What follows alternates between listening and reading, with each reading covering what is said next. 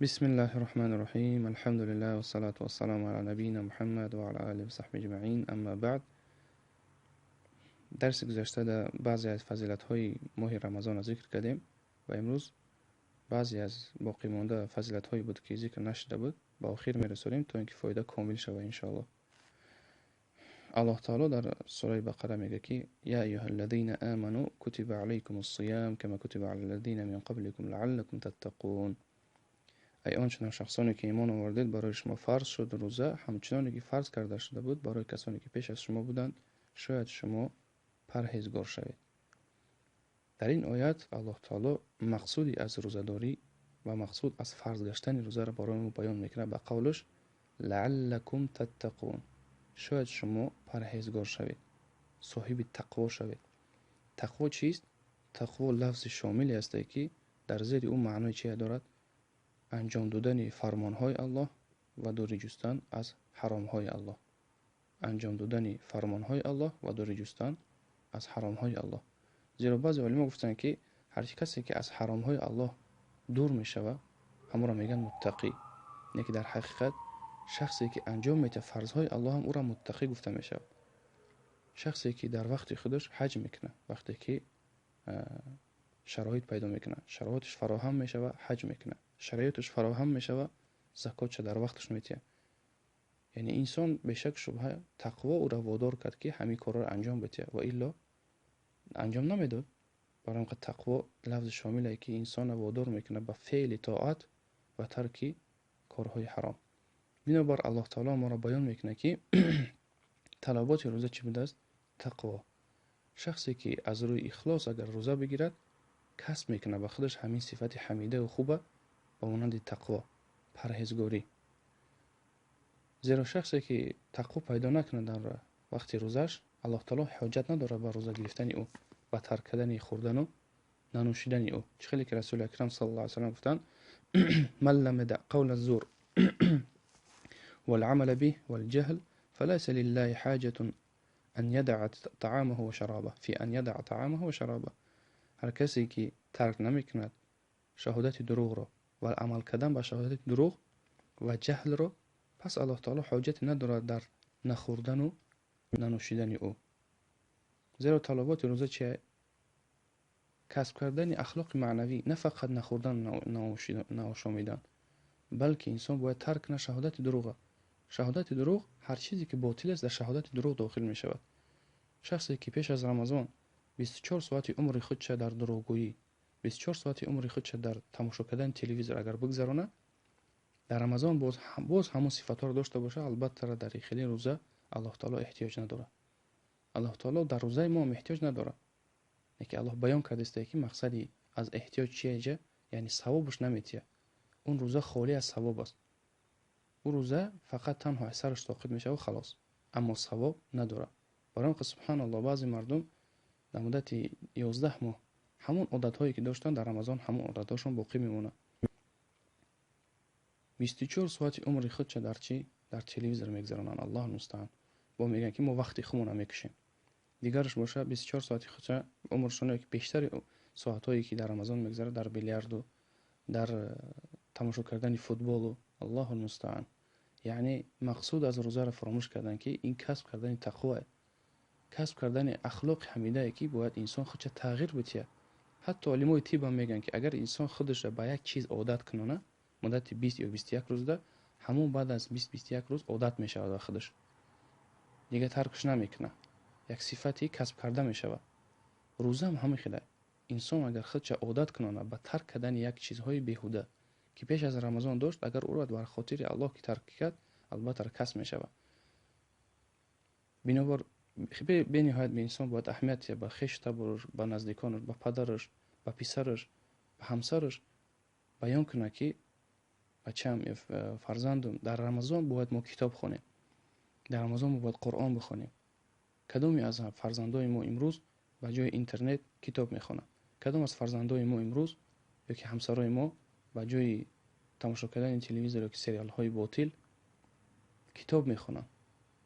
فرصتی بزرگ برای در همین رمضان که همین عادت ها را برای فرزندان و نزدیکای خودمون تعلیم بدیم.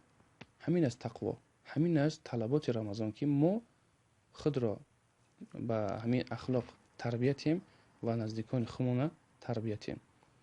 اما شخصی که سبحان الله رمضان میاد همون دروغگویی، رمضان میاد همون غیبت، رمضان میاد همون موسیقی گوش کردن، همون افلامی و فیلم های باطل تماشا کردن، عمرش رو نمیگذرونن، مقصود روزه را فهمیدگی نیستن. مقصود روزه را فهمیدگی نیستن. دویم فایده روایت میشه امام بخاری در صحیحش از ابو هریره رضی الله عنه، نام مشهورشون عبدالرحمن ابن صخر.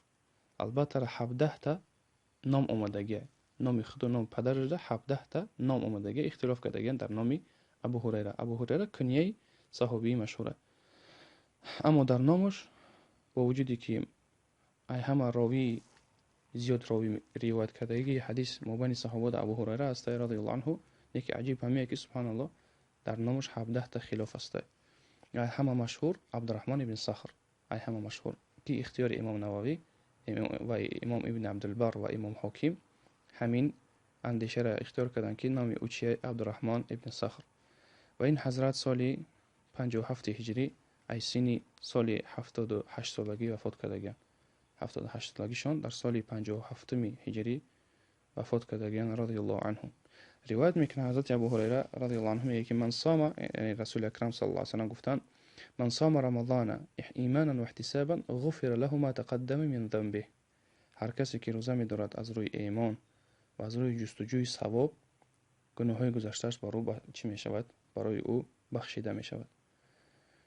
هر کسی که روزه می‌دارد از روی ایمان، ماه رمضان رو، در اینجا اشاره چیه؟ اشاره اخلاص. خیلی که در درس گذشته گفتیم که اخلاص به نهایت مهم است، حتی در رمضان هم. شخصانی که سبحان الله روزه میگیرن گفتیم فقط تنها برای آرایش دادن جسم خودشون، برای سلامتیشون، چه خیلی که میگن، البته مقصود روزه را فهمیدگی نیستن و مقصود اخلاص را نفهمیدن که کی را عبادت کرده استن. رسول اکرم صلی الله علیه و سلم میگه هر کسی که ماه رمضان رو روزه میدارد از روی ایمان، یعنی که ما ایمان دارم به الله تعالی و این فرمان الله های، به خاطر همین روزه میگیره. و احتسابا، و از روی چی؟ جستجوی ثواب. هر یک عملی که میکنه انسان باید مقابل همچو یک چی باشد؟ تجارت میکنه به الله تعالی. مقابل عبادتش به الله تعالی چی میکنه؟ تجارت میکنه، که نیت میکنه که همین ما الله تعالی ما در اجر میتید و برای ما پاداش میتید که حساب این رو تنها خودش میدونه. اما شخصی که سبحان الله روزه میگیره گفتیم که فقط تنها برای سیاست خودش، تنها برای ابروش در مجتمع، تنها برای طمع دنیوی، در زیر قول الله تعالی داخل میشن که من كان يريد العاجلة عجلنا له فيها ومن كان يريد الحياة الدنيا وزينتها نوفي إليهم فيها وهم فيها لا يبخسون أولئك الذين ليس لهم في الآخرة إلا النار وحبط ما صنعوا فيها وباطل ما كانوا يعملون. سوره هود آیه 15 الله تعالی میگه که کسانی که در همین دنیا جستجوی همین طمع دنیا را میکنن، ما میگه چیکار میکنیم؟ هر چیزی که انجام دادن به نقصان او را میتیم، یعنی با مقابل عبادت چون تنها طمع دنیوی میکنن، میگه الله تعالی میگه ما به نقصان چیزی که نیت کردن او را میتیم. و در دوام آیات میگه که اولئک الذین لیس لهم فی الاخره الا النار. اما در آخرت این کسان میگه به غیر از میگه آتش دوزخ هیچ نصیبی ندارن و هر چیزی که انجام دادن ناچیز میکنیم و باطل است آن چیزی که انجام دادن. کارهای انجام دادنشون باطل است و ناچیزشون میکنیم. عبادت هایی که انجام دادن مشقت کشیدن و نعوذ بالله الله میگه ما آنها رو ناچیز میکنیم، باطل میکنیم و در آخرت تنها به غیر از نصیب دوزخ دیگر هیچ چیز بر آنها نیست. برام خیلی انسان باید نیتی خودش پاک کنه به خاطر چی روزه گرفته است و تعلیم تیاب فرزنداش را که ما بندگی خودمون در نزد الله نشان میدیم با روزه‌داری، نه برای طمع دنیوی. بارک الله فیکم. در دیگر روایت رسول اکرم صلی الله علیه و آله میگه، حدیث بخاری بود، این حدیث بخاری ده از ابو هریره رضی الله عنه که رسول اکرم صلی الله علیه و آله گفتن اذا دخل رمضان فتحت ابواب الجنه وغلقت ابواب جهنم و سلسله الشیاطین. هرگاه که ماه رمضان داخل می شود درهای بهشت گشوده می شود و محکم می شوند درهای دوزخ و زنجیر پیش می شوند شیطان ها. برای ما چی فایده از دانستن این؟ با خاطری که اگر رسول اکرم صلی الله علیه و آله برای ما اگر نمیگفت ما نمیدونستیم که درهای بهشت گشوده است یا که محکم است.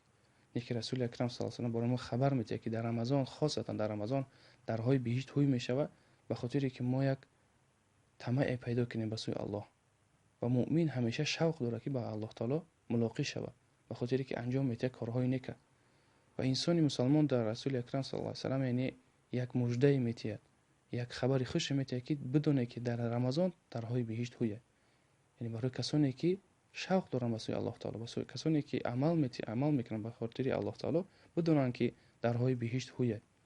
و این بیشک شبه انسان را وادار میکنه برای انجام دادن، بیشتر انجام دادن به کارهای خیر. تا اینکه انسان تقدیر خود چه نمیدونه، شاید که در همین رمضان وفات میکنه، شاید در رمضان الله تعالی جانش میگیره، برای خود بدونه که درهای بهشت هویه و ناامید نباشه، البته به سوی الله توبه کنه، استغفار کنه از گناههای گذشتهش و بدونه که درهای دوزخ محکمه. برای چی؟ اینم برای تسلیه و دستگیری بنده مؤمنه که بسیارتر انجام تید عملهای نیک. در دیگر روایت رسول اکرم صلی الله علیه و میگه، روایت ترمذی: اذا كان اول ليله من شهر رمضان صفدت الشياطين مرضت الجن. هرگاهی که میگه اولین شب رمضان که درآمد، شیطان ها زنجیر پیچ کرده میشن، یعنی شیطان های جینی سرپیچ. شیطان های جینی سرپیچ به خاطر چی شیطان های جینی سرپیچ گفتن رسول اکرم؟ در اینجا اشاره که شیطان های خرد آزاد هستند. شیطان های خرد چی هستند؟ آزاد هستند. اما شیطان های با قوتی که سرپیچ هستند آنها بسته میشوند. برای ما میبینیم که حتی در رمضان بسیاری مردم میبینیم که سرپیچی میکنن، گناه میکنن، با وجودی که میگن آخه میگه رسول اکرم صلی الله علیه و آله گفتن شیطان ها بسته. ما میبینیم گناهگارا بسیارن کو میگن بارک الله فیک جد علت. یکمش این که شیطان های خرد آزاد است. چه خیلی که اشاره میکنه این حدیث، شیطان های فقط سرپیچ یعنی با قوت بسته میشوه، اما شیطان های خرد تا هنوز آزاد هستند. دیوم معنی نداره که شیطان بسته باشه ضررش نمیرسه، ضررش میرسه، یکی ضررش کم میشوه. ابن القیم رحمه الله تعالی میگه که در حدیث هم شرح همین حدیث که مانند سگی که بسته میشود، ای آواز او ای عکاسی همون سگی که بستگی آدم آزار مییابد. مقصد رفته و بسته هم که باشه نه که ای او آزار آدم مییابد. با مانند همین شیطان ها، شیطانی بسته تا هنوز وسوسه او باقی است، تا هنوز او ضرری خود رسانده میتونند. و البته علت سوم همینه که بعضی از مردم خودشون شیطان شدگن. بعضی از مردم شیطان احتیاج نیست بر آنها، خودشون شیطانن. چه که الله تعالی گفتن در سوره اعراف بود که انعام: كذلك جعلنا لكل نبي عدوا من الشياطين الانس والجن يوحي بعضهم الى بعض زخرف القول غرورا. و همچنان میگه برای هر یک پیغمبر میگه دشمنی قرار دادیم از جمله شیطان های انس و جن، از جمله شیطان های انس و جن. بس کرد انسان رو به چی؟ به وصف شیطان. معلوم میشه که بعض از مردم احتیاج نداره به وسوسه شیطان، بلکه خودشون نعوذ بالله از دسته عناد کفر خودشون، شرک خودشون و سرپیچی خودشون مثل شیطان شدگن. چه خیلی که الله خبر داد به ما.